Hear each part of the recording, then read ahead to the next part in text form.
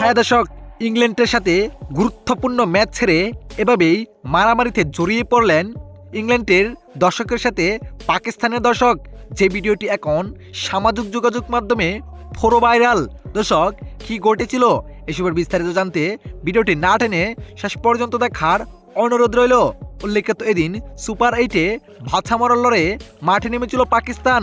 তবে পাকিস্তান ইংল্যান্ডের কাছে এক লজ্জাজনকভাবে হেরে যায়।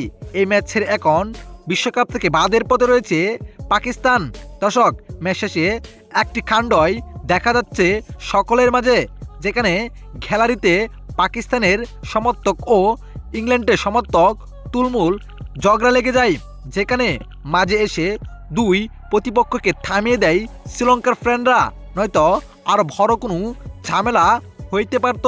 দর্শক, ভিডিও শুরুতে দেখা যায় পাকিস্তানের সমর্থক ইংল্যান্ডের সমর্থক গায়ে হাত তুলেছেন, যেটি স্পষ্টই দেখা গিয়েছে ভিডিওতে।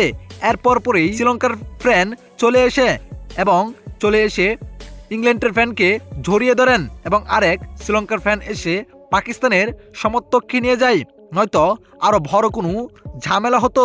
দর্শক, এই কাণ্ডটি আপনি কিভাবে দেখছেন? পাকিস্তানের সমর্থকের দোষ রয়েছে নাকি ইংল্যান্ডের সমর্থকের দোষ রয়েছে এই মারামারিতে? কি মনে হয় আপনার কাছে?